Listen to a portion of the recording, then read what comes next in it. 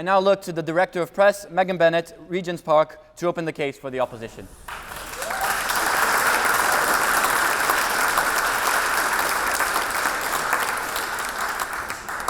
Thank you for the introduction, Mr. President. It is a privilege to speak before you and the members of this honorable House. At the crux of this debate, I believe, lies a challenge to what many education commentators and historians have called the Oxbridge ideal. And it is worth, therefore, beginning my speech with a consideration of what this ideal is.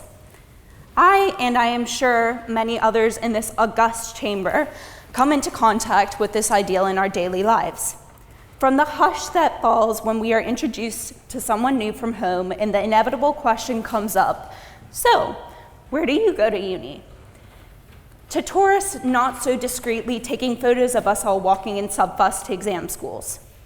This is the Oxbridge that Evelyn Moore, Anthony Warren, and Tom Sharp wrote about. Elegant, ancestral, and indeed at times pompous.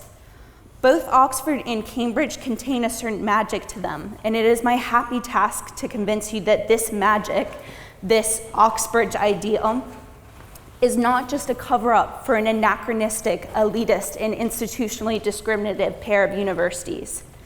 I am going to argue for the better story, which just so happens to fall in accordance with reality, that Oxbridge is not failing Britain.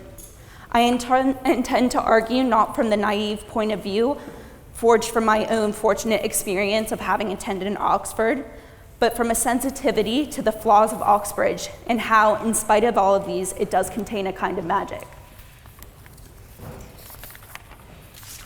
Before I go any further, it falls upon me to introduce tonight's proposition speakers. I'm not nearly as witty as Matthew just was, so I'm not even gonna try, but we just heard from Matthew, who is chair of the union's consultative committee and a second-year law student at Magdalen.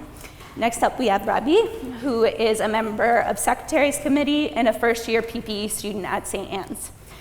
To continue, I am delighted to welcome Ms. Natalie Pereira, who is the Executive Director of the Education Policy Institute and the former policy advisor to the Cabinet Office.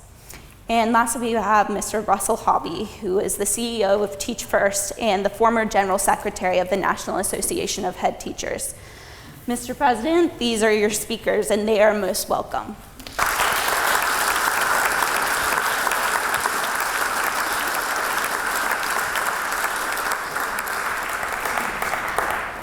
To continue, by this point, you have probably realized that I have an American accent. If not, then frankly, you really need to get your hearing checked or go watch some more Disney Channel. And whilst I am probably not the person you were expecting to hear from when discussing whether Oxbridge is failing Britain, I rather think it gives me a unique vantage point because I can tell you that in my experience, one of the things that Oxbridge does best for Britain is to preserve its tradition. Why, for instance, are these 4 people sitting behind me wearing white carnations? Oh, because it's Oxbridge. Why do colleges still host May balls that the likes of Jane Austen and Edith Wharton would envy? Oh, because it's Oxbridge. Why is there an annual tortoise race, which my own college's beloved Emmanuel faithfully takes part in? The list goes on. These idiosyncrasies give Oxbridge its unique identity. They help to ensure that such follies are not relics of a bygone era, but rather something we as a community can participate in together. In doing so, we form part of the rich sociocultural fabric that we will pass on to future generations. These traditions unite us rather than divide us, and in case my romantic vision of Oxbridge culture hasn't convinced you, consider the brute facts. As the Oxford City Council will assure you, the city, and primarily the university, attracts approximately 7 million daytime and staying visitors per year, which in turn generates £780 million for local businesses, making Oxford the 7th most visited city in the UK. Point of information. No, thank you. It gives me some pleasure to say that the Meet Cambridge website details that 5.3 million visit the city per year, generating £583 million for the local economy and making Cambridge the 9th most visited city in the UK by overseas tourists.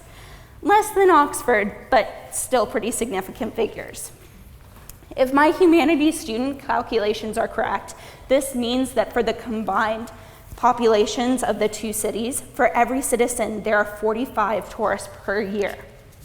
Despite my nifty maths, there are no doubt some of you in the audience who still believe that Oxbridge traditions harken back to an age of exclusivity, and so should be discouraged or perhaps even abandoned altogether. I have some sympathy for this view, as there's no doubt in my mind that through these two universities' hallowed gates, many perpetrators of grave injustice have passed, and it does not do to venerate these people. Otherwise, we run the risk of condoning their regimes and perpetuating the suffering they have caused. Any idolatry of such figures, however, is not traditional in the sense in which I am here talking about tradition. Homage paid to these bigots who have marred these universities' overall great reputations tear the Oxbridge community down rather than unify us. They make us feel unwanted and out of place when we have fought tooth and nail to get here. I think that Oxbridge's purpose as a place of learning and innovation means we can identify these anachronisms and discard them. Let us use Oxbridge's position of respect and authority as a vehicle for a more egalitarian and inclusive Britain, rather than let it be a hindrance to any such development. One such example of Oxbridge embodying this goal and being good for Britain is the success of the Oxford African and Caribbean Society, who have been named the National BAME Society of the Year 2018 before any other universities. Another is Cambridge's Silver Award for its implementation of the Athena Swan program, which seeks to promote good employment practices for women in higher education. These are small steps, but they are in the right direction, and I would hope that the rest of Britain, and indeed the world, follow in suit. As for those teachers, parents, and guardians out there who believe that Oxbridge is not right for a given child simply because they do not fit the typical profile of an Oxbridge student, I implore you to look at statistics such as the fact that according to the most recent Cambridge undergraduate admissions, the ethnic group with the highest success rate of attaining an offer was joint other mixed background and other ethnic background. It is only through your encouragement that Oxbridge can continue its evolution to become more representative and remain good for Britain. In my own experience, a teacher told me that I should not apply here as I was too feminine to be professional enough to get a place. And to him, I say, look at me now.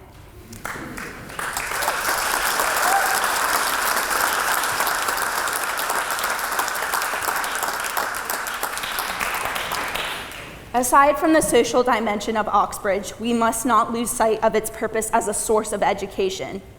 The Times Higher Education 2018 ranked Oxford and Cambridge as the top universities in the world, respectively. Frankly, I could have written a speech opposing this motion that simply consisted of a list of all the great minds that Oxbridge has helped to shape. So instead, let me just name drop a few. Stephen Hawking, Emily Davison, Thomas Hobbes, Christian Cole, Emma Thompson, John Milton. Of the 56 prime ministers to date, 42 have gone to Oxbridge. Affiliates of Oxford and Cambridge combined have won 149 Nobel Prizes. Clearly, the powers that be at these universities are doing something right, and it is my personal opinion that it is the style of teaching here. Oxbridge's unique emphasis on independent learning and one-on-one tutorials force one to think.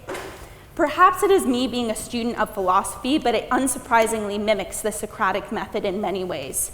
Conversations with tutors are often incredibly frustrating. Lord knows how many times I, and I'm sure many others in this chamber, have prayed for a simple textbook from which to structure their revision. But however painstaking Oxford and Cambridge's strictly no spoon-feeding policy may be, it is undeniable that an Oxbridge education requires resourcefulness to create an independent argument, gumption to defend it to a world-leading expert in the field, and conviction in oneself that no matter how abundant the flaws a given tutor points out, eventually you will succeed. I would like to conclude by noting that of all of its many contributions, perhaps I find Oxbridge's pursuit of knowledge for its own sake most inspiring. The love of wisdom, I think, that is found here represents a fundamental aspect of what it is to be human. To know more, to learn more, to question more is the primary aim of Oxbridge. If this noble endeavor is the only lasting impact its 1,000-year history has upon Britain, I do not believe its time here will have been wasted. Thank you.